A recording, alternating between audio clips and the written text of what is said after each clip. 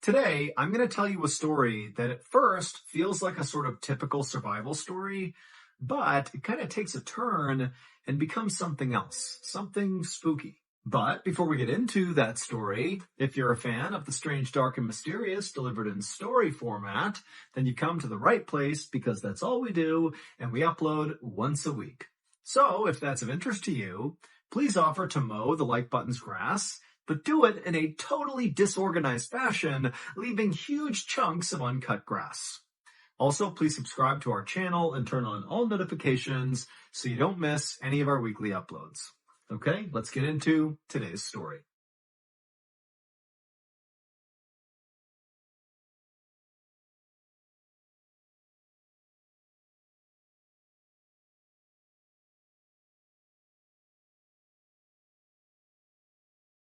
In the early morning hours before sunrise on April 12, 1990, a 31-year-old man named Nathan Neesmith pushed down on the gas throttle of the fishing boat that he was steering just off the coast of Georgia.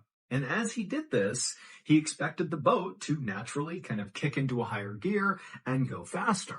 But as he pushed that throttle down, nothing really happened, and the boat just kind of sputtered along, going about half the speed that he expected it to go. Confused, Nathan stepped away and began making his way out towards the deck, where his younger brother, Billy Joe, who was actually the captain of this fishing boat, was out there taking a nap. And Nathan figured, if there was any issue with the boat, Billy Joe was the guy to talk to. He would know how to fix it. Now, for context, the two brothers were on the first day of a 7-day fishing trip that actually Nathan was not supposed to be a part of. The crew was originally going to be Billy Joe, the captain, and the one who actually rented the boat, along with Billy Joe's nephew, and also two other commercial fishermen. But at the last second, those two other commercial fishermen had bowed out, and Nathan and a friend had volunteered to go to round out the crew.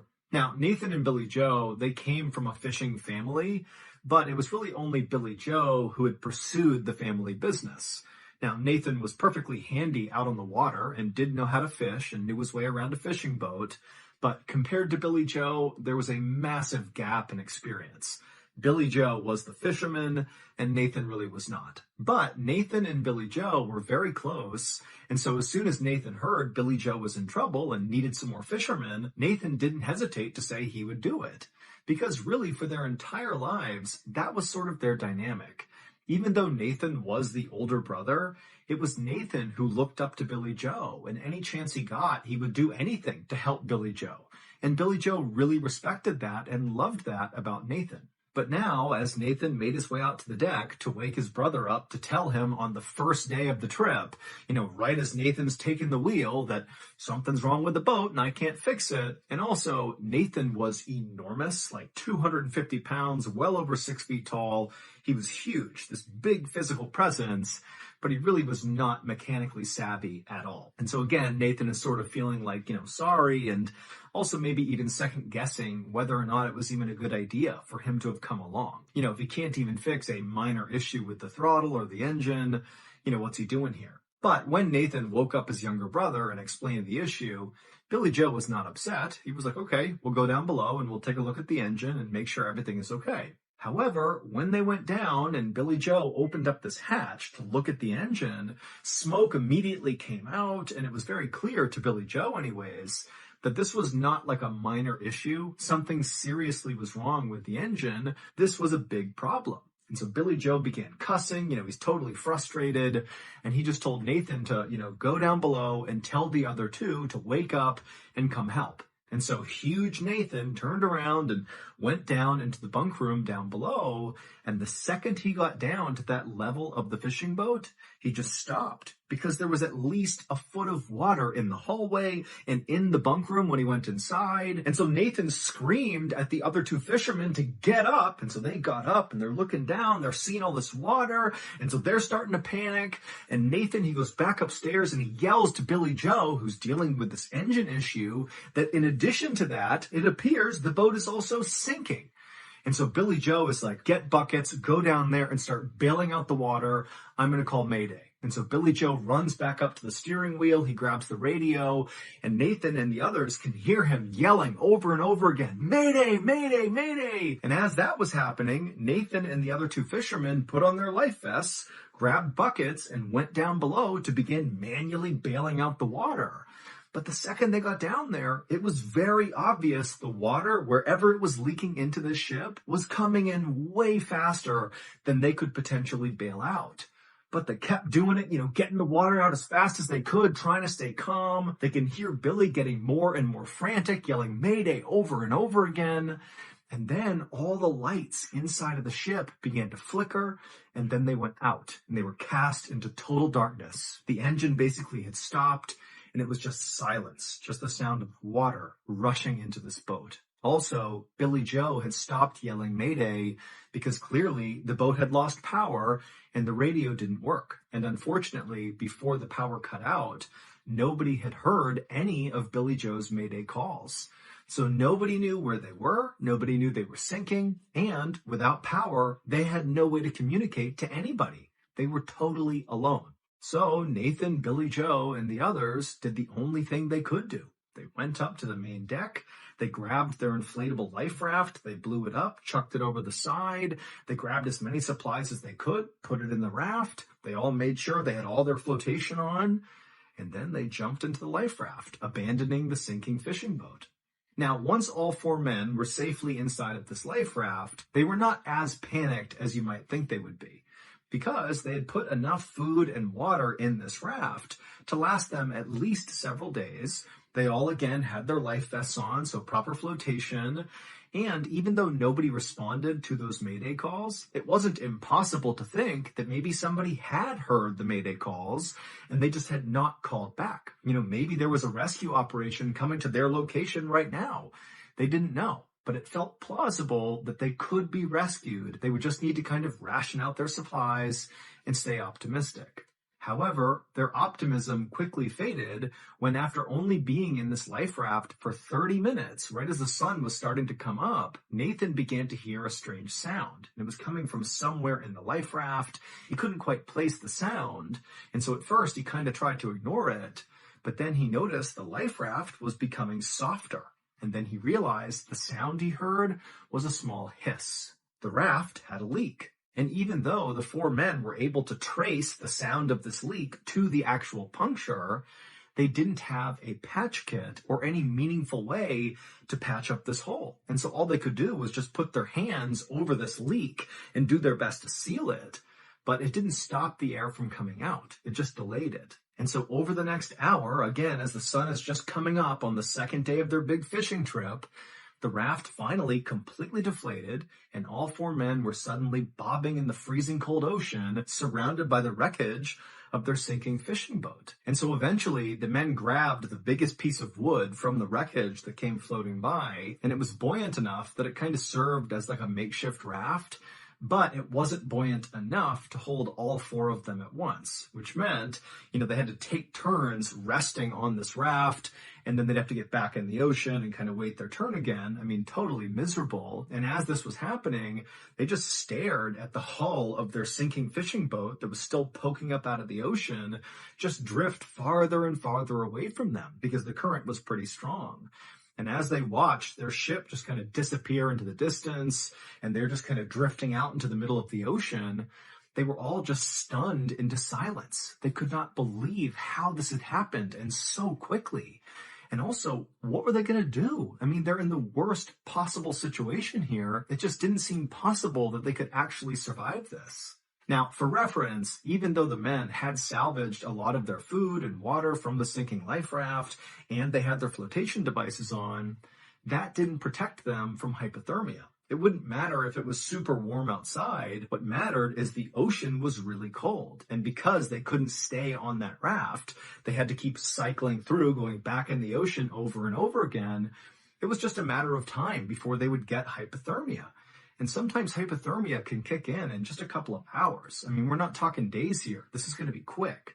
And all these guys knew that. And so as these men were forced to have these really morbid discussions around who's going to stay in the water and who's going to stay on the raft, Nathan made a drastic decision. Nathan, being by far the biggest physically out of the four men, he knew that if he wasn't there right now, the other three could easily fit on their makeshift raft and stay out of the water, delaying hypothermia, thereby increasing the odds that they got rescued.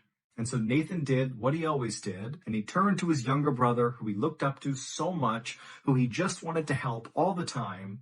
And Nathan told him, I'm going to swim to the wreckage. I'm going to swim back to the hull of our sinking ship, and I'm going to fashion my own makeshift raft. That way you guys can have this one, and I'll have my own, and we can all get out of here in one piece. Now, keep in mind, it was fairly obvious that the hull of the sinking ship, which was barely visible near the horizon, was at least 3 miles away, just from their own rough calculations. So this is a monster swim to get to that. And so immediately, Billy Joe and the other three were like, no, that is a suicide mission. You cannot do that. Do not swim to the hull. You're not going to make it. Now, just to give some additional context here, if you're not familiar with just how challenging swimming in the open ocean is, I'm going to give you my limited experience. So when I was in the military, we had to do one 5.5-mile open ocean swim. And then also we did a whole bunch of 2-mile ocean swims. And even though we were allowed to use amazing wetsuits and fins, we had a swim partner with us. We had the land nearby to use as a reference to make sure we're going the right direction. We had food, we had water, we were in great shape. Even with all of that, open ocean swims are miserable. You get all the salt in your mouth and your nose. You start cramping and chafing. I mean, it takes hours and hours and hours to swim some of these distances, and you're constantly fighting against the waves. I mean, it is an absolute chore swimming in the open ocean, again, even with all the right stuff in place. And you got to remember, Nathan is this big guy. You know, he's got this big, bulky life vest on that's going to make it hard to swim. He doesn't have fins. He doesn't have a wetsuit. And he's got no landmarks around him, you know, to make sure he's going in a straight line. Typically, when you're swimming in the ocean, you're constantly looking at the land or some other landmark to make sure you're going in the right direction. He wouldn't have had that. And also, it's this unknown distance he's covering, and there could be predators in the water. I mean, there's so many barriers here that basically there was like a 0% chance this swim would be successful. But Nathan totally understood what he was really doing here. He didn't really know if he was actually going to make it to that boat. Frankly, that was not really the point. What he was really doing was choosing to sacrifice himself to potentially save his brother and the other two. And so even though they were telling him, do not go, do not swim in that direction, you're not going to make it, Nathan just turned to his brother Billy Joe and said, I love you. And then he turned and began swimming. And by some miracle, 11 hours later, right as the sun was setting, Nathan was still alive and still swimming, and he did reach the sinking boat that still had its hull poking out of the water. Now, when Nathan got to the sinking ship, he was almost dead from dehydration, from hypothermia. I mean, he's miserable, but he's made it to his destination completely against all odds, and he climbed up onto this hull, and he found a spot on the hull of the ship that supported his weight, and he managed to tie himself using some rope or maybe his life vest to the hull, so he was anchored in place. And then he didn't get to sleep because the whole time he's thinking, you know, this thing could sink under the water at any point and it will drag me with it because I'm tied to it. Or he could just drift off of it if his rigging kind of came undone, if he was asleep. And so all night, beyond exhausted, he's just holding on to this hull, you know, not really sure what's going to happen, but here he is, just waiting it out. And then finally, when the sun came up that next morning, as Nathan looked around him, he's in the middle of the ocean, he sees in the direction he had come from this pillar of smoke coming up over the horizon. And so Nathan, you know, he rubs his eyes, he can't believe it. He's thinking, there's no way, there's already a ship out here. You know, we're in the middle of nowhere. But sure enough, slowly but surely, this massive freighter ship came into view that was very far away. You know, it's not near Nathan, but he can see it clear as day. And where the ship was basically circling was roughly where he believed his brother and the other two fishermen were still floating. And so he's thinking, oh my goodness, the freighter is going to save them, and then it's going to come save me. And so Nathan just clung onto the hull and watched as this freighter made these big, slow loops right around that same area.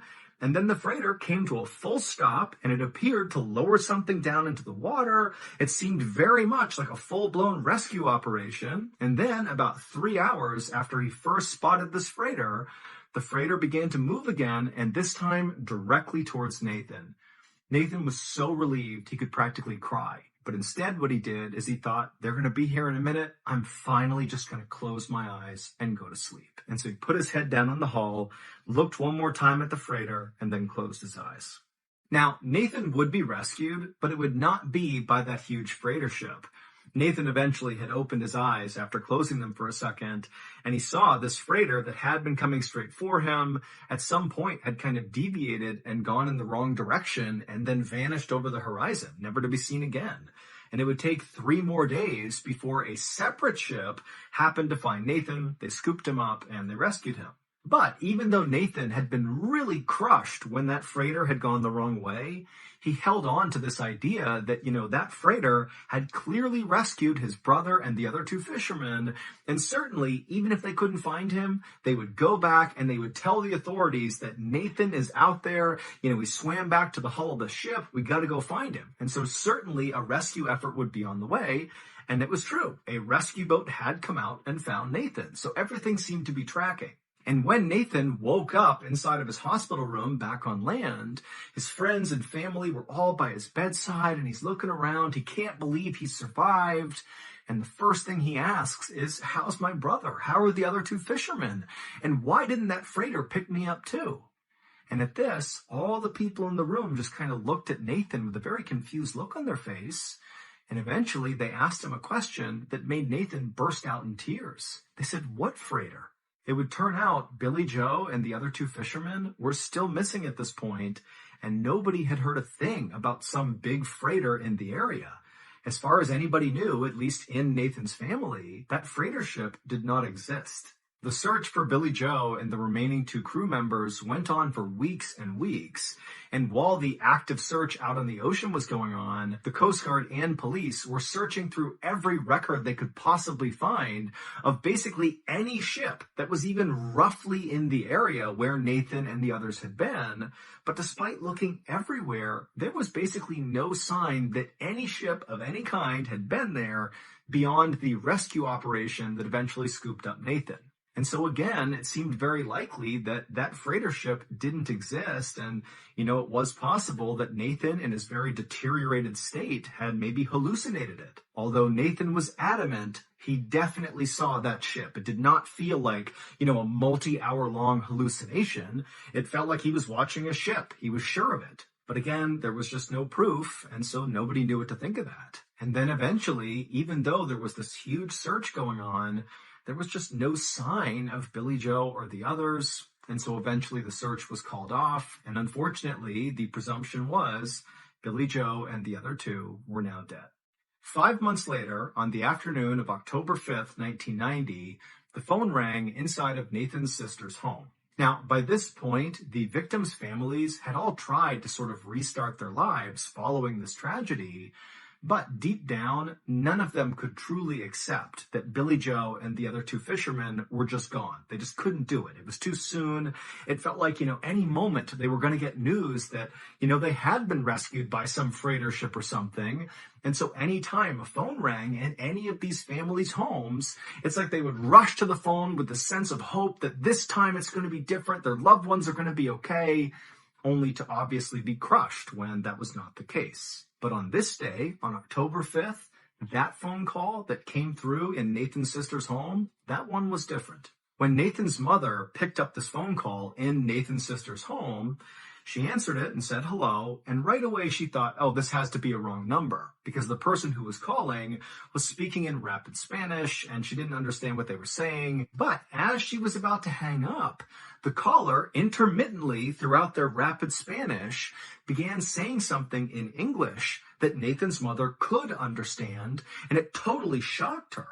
The caller kept saying Nathan's sister's name over and over again, followed by Nathan's sister's phone number, like on repeat, the name, the phone number in English over and over and over again.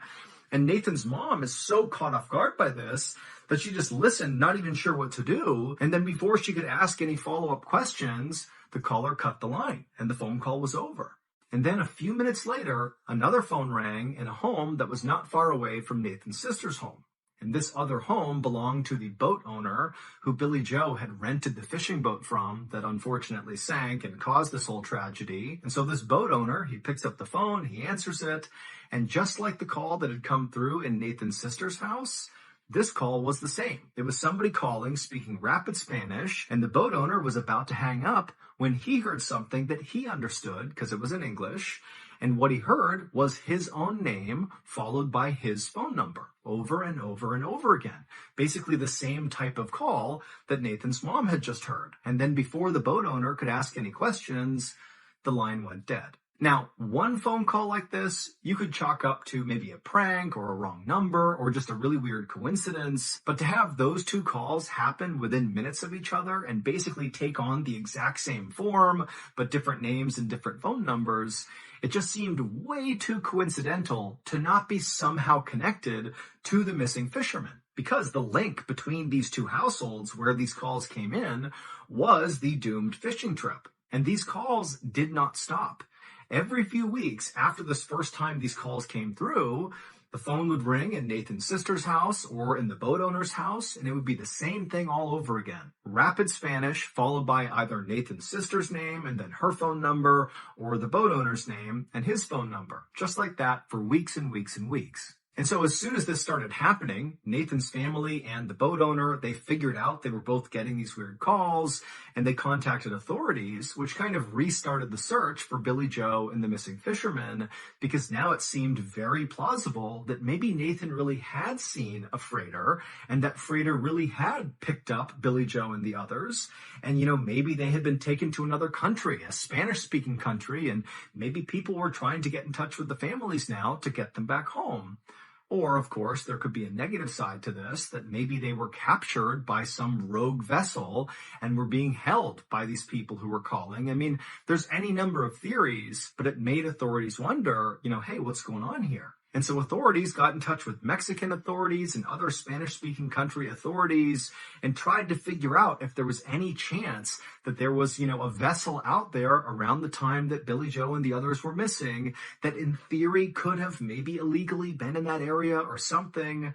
But despite this kind of exhaustive effort to kind of look again to see if maybe there was a freighter in that area, there was just no evidence that there was. It made no sense, but the authorities said, look, we have no idea what these calls are about. We still do not think that freighter or any ship that even resembled a freighter was out there. We still believe that Billy Joe and the others are dead.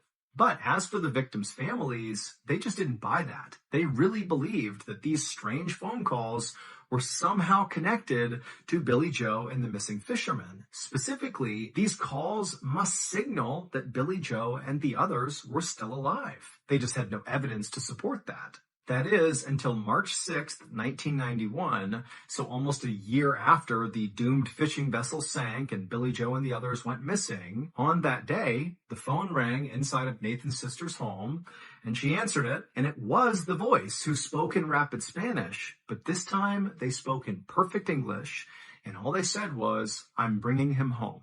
And then the line went dead. And Nathan's sister screamed and she yelled for her husband to call police.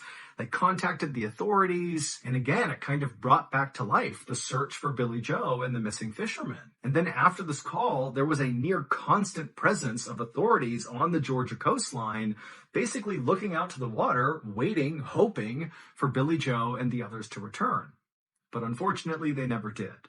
And following that last phone call where the caller spoke in perfect English and said, "I'm bringing him home," after that, the call stopped. And so to this day, no one has ever been able to actually figure out what happened to Billy Joe and the other two fishermen.